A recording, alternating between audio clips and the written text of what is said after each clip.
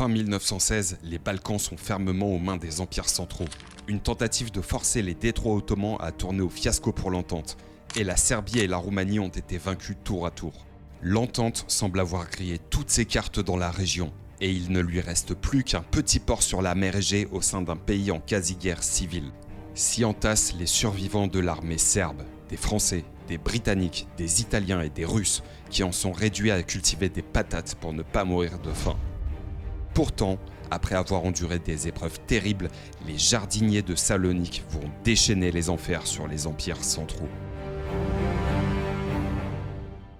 La Première Guerre mondiale démarre dans les Balkans et pour grande partie c'est aussi là qu'elle s'arrête, dans un dénouement aussi spectaculaire qu'inattendu. Et entre les deux, on a l'expédition de Salonique, une odyssée digne des plus grandes productions hollywoodiennes. Troisième et dernier épisode de notre série sur les Balkans avant et pendant la Première Guerre mondiale. N'hésitez pas à aller les voir si vous voulez comprendre comment le destin de toute une péninsule est suspendu à ce qui se passe dans un petit port. N'hésitez pas non plus au passage à vous abonner si vous appréciez mon travail. Et avant de passer à la vidéo, en 1918, quand l'Entente lance son offensive dans les Balkans, elle sait tout de ses adversaires. Les yeux français sont partout.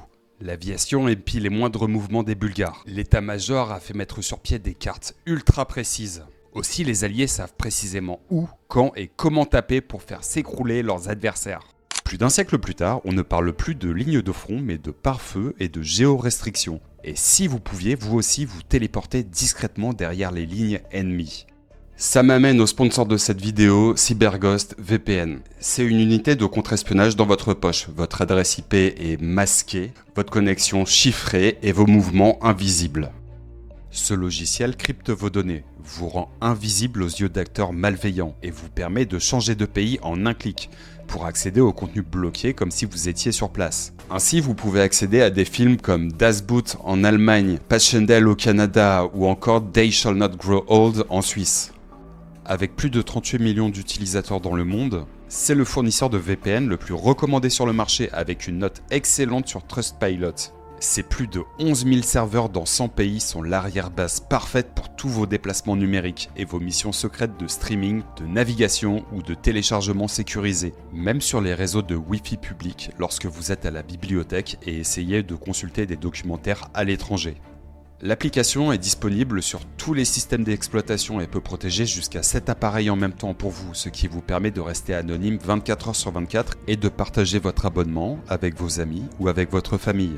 Via le lien dans la description, vous bénéficiez d'une réduction de 83% et vous obtenez également 4 mois gratuits. Avec une garantie de remboursement de 45 jours et un accès au support client 24/7, vous pouvez l'essayer et poursuivre si vous en êtes satisfait. Alors protégez vos données avec leur offre 4 mois gratuits et 45 jours satisfaits ou remboursés. Retrouvez le lien dans la description et maintenant retour à la vidéo.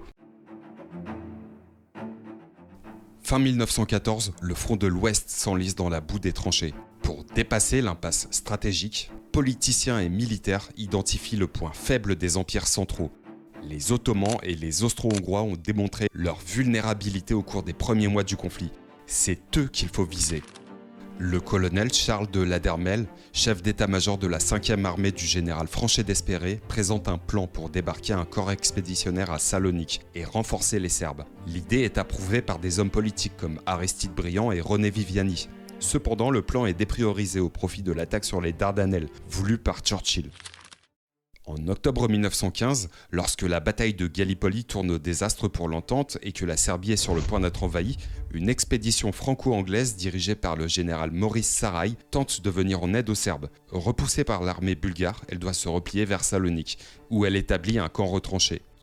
Les deux armées bulgares qui la poursuivent s'arrêtent à la frontière grecque, à 50 km à peine. Face au risque d'une offensive bulgare qui les rejetterait à la mer, les Franco-Britanniques ont une alternative. Rembarquer ou rester. Chez les Alliés, de nombreuses réserves sont formulées sur la présence d'un corps expéditionnaire à Salonique. Les Britanniques souhaitent renvoyer leurs troupes en Égypte et en Mésopotamie contre l'Empire ottoman. Mais en France, des voix s'élèvent pour soutenir la présence de troupes dans la région, dont celle de Maurice Sarraï et d'Aristide Briand. En effet, maintenir un front dans les Balkans permet d'empêcher la Grèce de tomber dans les bras des empires centraux et de porter assistance à la Roumanie dont l'entrée en guerre semble imminente. Un accord aboutit finalement au maintien du camp retranché de Salonique. vers lequel sont redirigés des éléments de l'armée serbe récupérés à Corfou. Des troupes italiennes et russes renforcent également les unités franco-britanniques. Ainsi, Salonique est le seul endroit où l'on retrouve des troupes des 5 nations de l'entente. Au sein de l'armée française d'Orient, un homme sur 5 provient de l'empire colonial, notamment du Sénégal, du Maghreb et d'Indochine. Du côté de la Triplice, les Austro-Hongrois et les Bulgares souhaitent intervenir immédiatement pour en finir une bonne fois pour toutes avec la présence de l'entente dans les Balkans. Berlin met son veto pour ne pas risquer de jeter la Grèce dans les bras du camp adverse.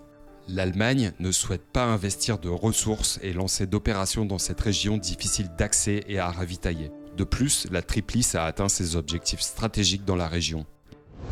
Les empires centraux décident donc de laisser les forces de l'entente pourrir sur place, dans un camp aux allures de prison à ciel ouvert. Les Alliés établissent un périmètre de 200 km sur 50 autour de la ville. Il s'agit d'un port important, mais Salonique n'est pas équipée pour accueillir et entretenir une armée complète. Elle est entourée de plaines insalubres et sans végétation dans lesquelles 130 000 soldats français et britanniques s'installent. Ce que les Britanniques finissent par surnommer « The Bird Cage », la cage aux oiseaux. Les conditions de vie sont terribles pour les hommes. Les plaines sont marécageuses et les moustiques y prolifèrent. L'hiver, les températures tombent à moins 40 et à l'été 1916, on enregistre 49 degrés dans des plaines arides, sans végétation et sans ombre. L'intersaison dure au maximum 2 semaines. Le paludisme est endémique et l'on doit craindre que notre armée d'Orient, campée aux environs de Salonique, soit éprouvée par cette redoutable maladie. Dès la fin de 1915, une épidémie de paludisme éclate. Elle se répand et touche jusqu'à 76% des hommes l'année suivante. Les effets sont terribles sur des organismes affaiblis et vivant dans des conditions insalubres. À cela, il faut ajouter la dysenterie et les bronchites. Et des niveaux démentiels de maladies vénériennes. En fait, je vous recommande de regarder le film Capitaine Conan de Tavernier qui décrit super bien tous ces aspects. La moitié des hommes sont constamment malades. 6 000 succombent et 20 000 doivent être rapatriés. En juin 1916, 150 000 Serbes arrivent de Corfou. Les infrastructures locales sont totalement dépassées. Il n'y a rien, pas d'eau potable, pas de végétation, pas assez de gaz ni d'électricité et surtout pas de quoi nourrir autant d'hommes. Alors on prend les pelles et les pioches et on creuse. Des puits sortent de terre un peu partout ainsi que des fontaines, des abreuvoirs et même un aqueduc depuis le mont Ortiartis. La faim torture les soldats qui s'adonnent au pillage et qui cultivent des haricots, des choux et des pommes de terre. On érige des hôpitaux, des baraques, des ateliers, des entrepôts et des garages. On agrandit le port qui se couvre de hangars. L'état-major lance de pénibles travaux pour construire des voies de chemin de fer et des routes afin de parcourir les kilomètres qui séparent la ville du front. Sachant que les chevaux et les mulets sont également mal nourris car on manque de foin et de fourrage. Ils doivent manger des pois chiches pour lesquels leurs estomacs ne sont pas faits, souffrent d'ailleurs tout autant de la chaleur et du froid que les hommes, et meurent beaucoup plus qu'ailleurs. L'électricité et le gaz sont installés, ainsi que des lignes téléphoniques. Tout cela ne suffit pas. Les soldats doivent gagner le front à dos de mulets, de chevaux et en portant jusqu'à 35 kg d'équipement. L'été, les marches se font de nuit. Affamés et exténués, les hommes perdent connaissance. La seule carte disponible est autrichienne et imprécise. Beaucoup se perdent. Certains se jettent de désespoir dans des précipices, parfois à plusieurs. Chaque jour, on en voit des plus courageux qui cèdent, vaincus par l'insomnie épuisante, par l'anémie aux 1000 formes, par les insidieuses maladies propres à cette contrée exécrable. La dysenterie, le paludisme commencent à sévir. Inactif du point de vue militaire, Salonique est raillé à Paris et à Londres. L'immobilisme du camp est pointé du doigt par Clémenceau, qui surnomme les soldats les jardiniers de Salonique.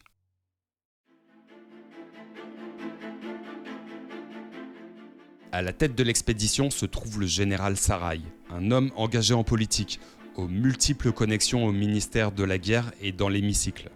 Pour monter en grade, il s'est plus appuyé sur son réseautage que sur ses capacités de chef de guerre. Limogé en juillet 1915 pour incompétence, il est rappelé en octobre. Appuyé par des figures comme René Viviani et Paul Painlevé, il obtient le commandement de l'expédition. À Paris, on pense que ce général, politicien né, saura naviguer entre les différents partis et ménager les intérêts antagonistes. Au-delà de la situation sanitaire et logistique du camp, Maurice Saraï hérite d'une situation extrêmement tendue. La Grèce est en pleine division entre le parti du roi Constantin Ier, beau-frère du Kaiser, et celui du premier ministre Venizelos. Les premiers veulent rester neutres et résistent aux injonctions des puissances centrales de les rejoindre. Les seconds veulent entrer en guerre aux côtés de l'entente. Ainsi, Sarai trouve des alliés naturels dans la personne du premier ministre grec et du gouvernement serbe en exil. En revanche, il s'attire rapidement l'hostilité du parti du roi, avec qui les relations sont conflictuelles. En outre, son caractère déplaît aux Britanniques, qui le méprisent. Vaniteux, irritable et sans scrupules, pas un grand tacticien. Il refuse d'organiser une vraie chaîne de commandement interalliée, alors que les troupes se répartissent d'une manière quasiment égale entre Serbes, Britanniques et Français.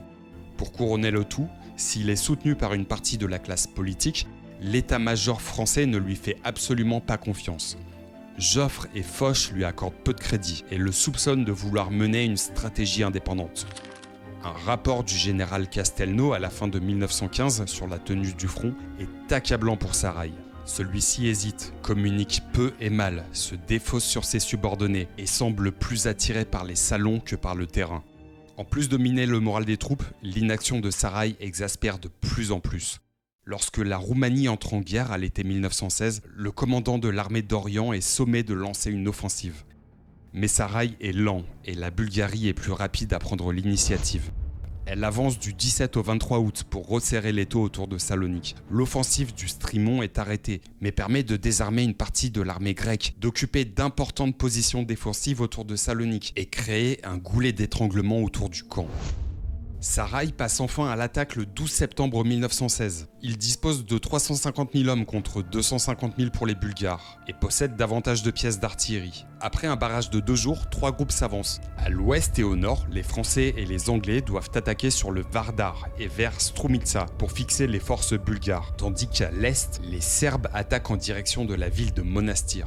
Les Bulgares tiennent les hauteurs et infligent partout de lourdes pertes à l'entente. Après 18 jours de combats intenses, une division serbe s'empare du mont Kaimakalan, mais paye un lourd tribut. Nous avons repris les montagnes, mais nous avons laissé nos frères dans chaque rocher. Pris à la gorge un peu partout, les Bulgares semblent au bord de la rupture. Ils sont sauvés par des renforts allemands et ottomans. Et surtout, les Alliés, par manque de coordination, échouent à provoquer l'effondrement des Bulgares. Les mouvements de troupes sont lents, mal coordonnés et lus par les Bulgares qui parviennent à ralentir l'avancée alliée. De plus, la mauvaise connaissance de la région et l'absence de carte ne permet pas de mener des actions précises. Le 22 novembre, les troupes françaises entrent dans la ville serbe de Monastir, dont la libération est un grand succès moral pour la Serbie. Mais l'avancée s'enlise dans la boue et Joffre finit par jeter l'éponge le 15 décembre. Ni la progression du front de 50 km, ni la reprise de Monastir ne compensent l'immense occasion manquée. La Roumanie a été envahie entre-temps. Loin d'avoir été brisée, les Bulgares reprennent des positions sur les hauteurs depuis lesquelles ils continuent à menacer Monastir. Entre les combats et les mauvaises conditions sanitaires, l'entente a perdu 130 000 hommes. Le 24 novembre 1916, le premier ministre grec Elefthérios Venizelos, à la tête d'un gouvernement en exil à Salonique, fait sécession avec le roi Constantin Ier et déclare la guerre aux empires centraux. Le 1er décembre 1916, sur ordre de Sarai, la flotte franco-britannique du vice-amiral Louis d'Artiche du Fouget se présente devant Athènes et exige le désarmement de l'armée grecque. Des soldats français débarquent et tentent de s'emparer des canons de la ville. Ils sont massacrés et la flotte fait feu sur la capitale. C'est le début du schisme national grec. Durant les 6 mois qui suivent, 2 gouvernements coexistent en état de quasi-guerre civile. La Grèce de Venizelos, en guerre aux côtés de l'Entente, et celle de Constantin Ier, fermement attachée à sa neutralité. Les Alliés tentent d'abord de réconcilier Constantin Ier et Venizelos et envoient l'ancien ministre et sénateur Charles Jonard en mission diplomatique. Lorsqu'il s'avère que cela ne sera pas possible, ils décident de déposer Constantin Ier. Le 11 juin, Jonard demande officiellement à Constantin d'abdiquer. Celui-ci renonce à sa couronne au nom de l'unité nationale et son fils Alexandre Ier monte sur le trône. Pendant le premier semestre 1917, Sarai lance une nouvelle offensive autour de Monastir et les Anglais attaquent autour du lac d'Oiran. Les 2 échouent et les Britanniques découragés envisagent un temps de retirer leurs forces du front.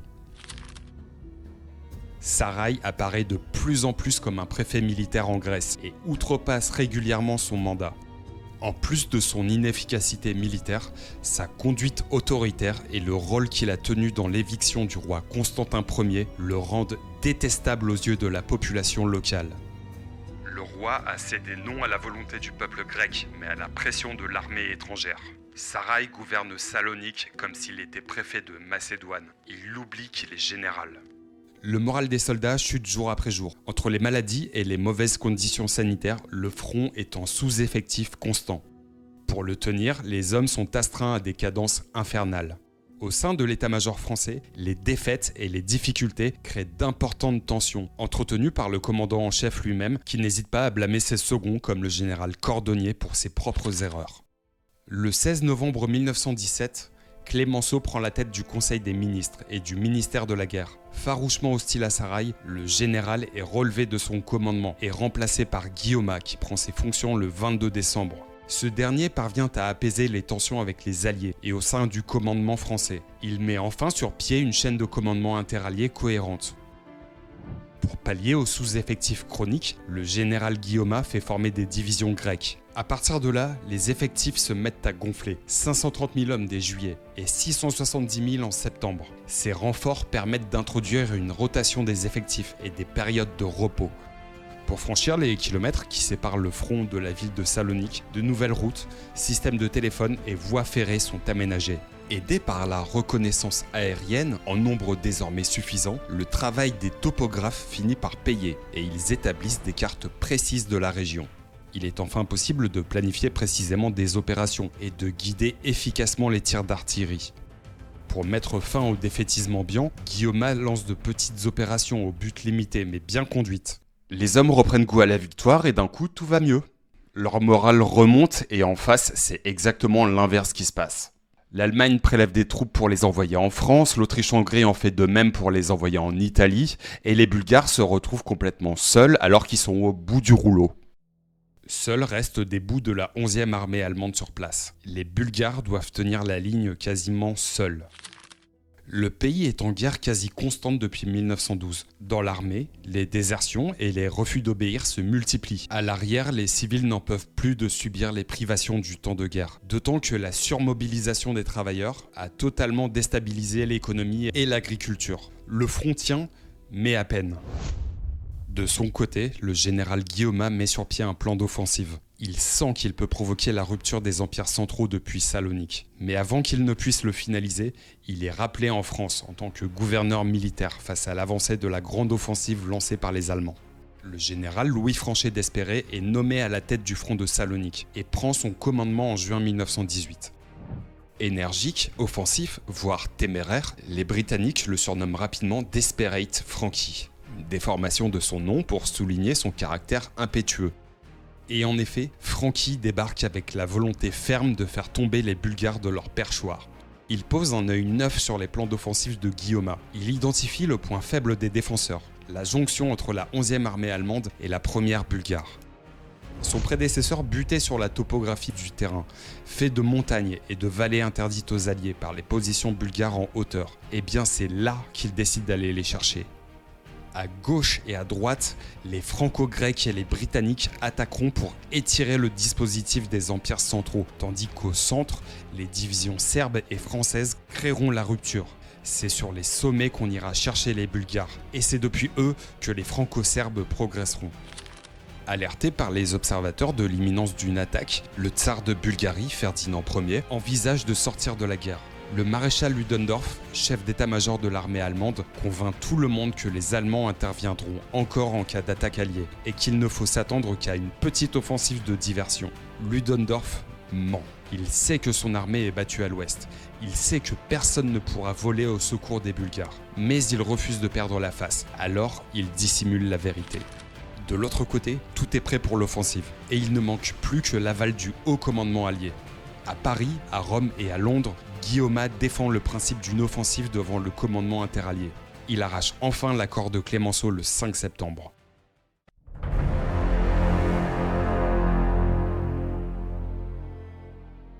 Le 14 septembre, l'artillerie de l'Entente, guidée par l'aviation, déchaîne l'enfer sur les Bulgares. Le lendemain, l'infanterie française et les troupes de montagne serbes s'élancent à l'assaut des monts Sokol, Vetrenik et du Dobropolije, le verrou du dispositif bulgare. Le rapport de force est totalement en faveur des franco-serbes sur ce point crucial. Ceux-ci ont réussi à concentrer une puissance de feu totalement disproportionnée par rapport aux défenseurs. Ainsi, toutes les positions visées sont enlevées le jour même. Le front est disloqué sur 14 km. Pour étirer les défenses adverses, Franchet d'Espéré ordonne 2 offensives de diversion vers l'est et vers l'ouest. Il ronge petit à petit le fil de liaison entre les armées bulgares et allemandes, qui lâchent complètement le 21 septembre. Arrive la phase d'exploitation. Pour atteindre la ville du Skub, l'actuelle Skopje, capitale de la Macédoine et nœud de la défense bulgare, Franchet d'Espéré déchaîne les enfers. Il lance la brigade de cavalerie du général Juino Gambetta dans un raid de plus de 200 km sur des sentiers de montagne qui culminent à plus de 2000 mètres d'altitude. La brigade, composée de spahis marocains et de chasseurs d'Afrique à cheval, fonce, sans s'embarrasser de soutien d'infanterie ni d'artillerie. Elle contourne les points durs de la défense bulgare, les encercle et les force à la reddition. Les empires centraux n'ont pas une seconde de répit pour se reformer. À chaque fois, la cavalerie française est sur leur dos. Celle-ci passe par des chemins de chèvre et jaillit comme par magie sur ses ennemis. La manœuvre du Skub est dure. Les hommes ne peuvent compter que sur leur pactage pour survivre. Ils avalent les kilomètres sous une chaleur accablante le jour et sous un froid intense la nuit. Pour préparer ces cavaliers, Juino Gambetta les a longuement entraînés à Monastir. Aussi, ceux-ci sont prêts et vont au bout de leur force. Le 29 septembre, au petit matin, les cavaliers arrivent enfin devant Uskub. De 3 côtés différents, 3 régiments de cavalerie tombent sur les défenseurs ébahis. À 11h, la capitale de la Macédoine tombe. Pendant tout ce temps, le haut état-major allemand continue à essayer de camoufler la catastrophe au pays, tout en promettant à Sofia des renforts qui n'arrivent pas. Le 29 septembre, les Bulgares réalisent qu'ils ont été lâchés. Ils n'ont pas d'autre choix que de signer l'armistice. Et Ludendorff accuse la Bulgarie d'avoir trahi les empires centraux. Le même maréchal qui, plutôt que d'endosser ses responsabilités, fera peser le poids de la défaite sur beaucoup de monde, dont les fameux traîtres de l'intérieur, le mythe du coup de poignard dans le dos, repris bien sûr plus tard par le NSDAP. À Berlin, mais surtout à Paris et à Londres, tout le monde est sous le choc. Personne ne s'attendait à une grande percée avant 1919. Et personne non plus ne sait vraiment quoi faire de cette déflagration. Personne sauf Desperate Frankie, qui ne se pose pas de questions. Il déploie son armée en éventail et avance dans tous les sens, sans que rien ni personne ne puisse lui barrer la route. Le général Berthelot fonce vers la Roumanie. Les Anglais de Milne progressent vers Constantinople. Les Italiens se précipitent vers l'Albanie pour en assurer l'occupation. Et les Serbes se lancent dans la libération de leur pays, avec en avant-garde Juino Gambetta, qui couvre 800 km en 5 semaines.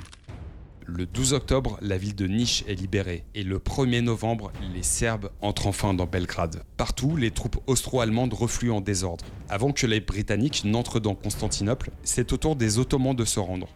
Un armistice est signé le 30 octobre sur l'île de Moudros. Le 3 novembre, l'Autriche-Hongrie jette à son tour l'éponge, tandis que l'armée d'Orient continue à poursuivre les Allemands en retraite en Hongrie. Le 11 novembre, Franchet d'Espéré a fait parcourir plus de 500 km à son armée. Et à ce rythme-là, il aurait très bien pu continuer jusqu'à Berlin, tellement il n'y avait plus rien devant lui pour l'arrêter. Cette offensive est spectaculaire, mais c'est bel et bien le résultat d'un effondrement global des empires centraux qui sont battus décisivement avant tout sur le front ouest.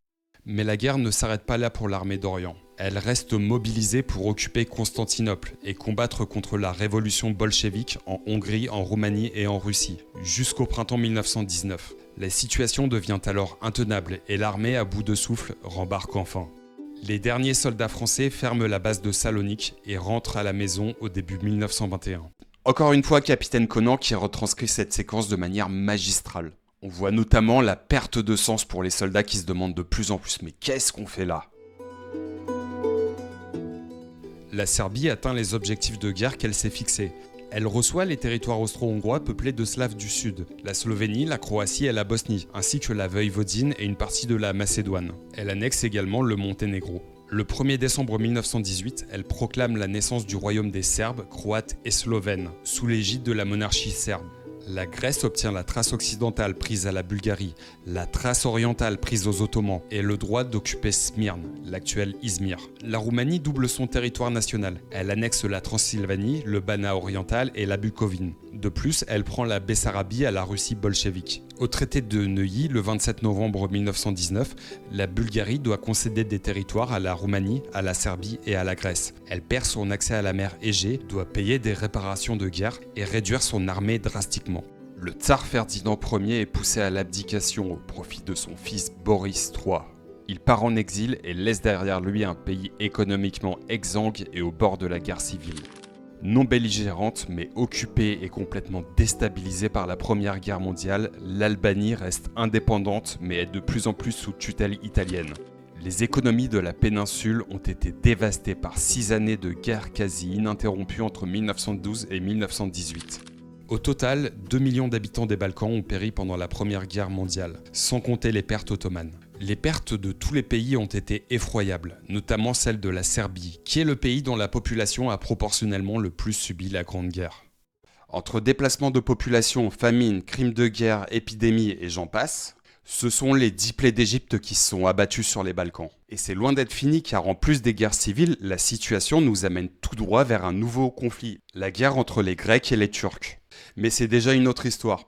Merci à Cybergos VPN d'avoir sponsorisé cet épisode. Pour soutenir la chaîne, n'hésitez pas à cliquer sur le lien dans la description pour obtenir l'offre réservée aux abonnés, bénéficier d'une protection totale pendant votre navigation et un accès complet à tout le contenu bloqué sur internet pour seulement 2,03 € par mois. Quant à moi, je vous remercie et je vous dis à très vite pour la prochaine vidéo.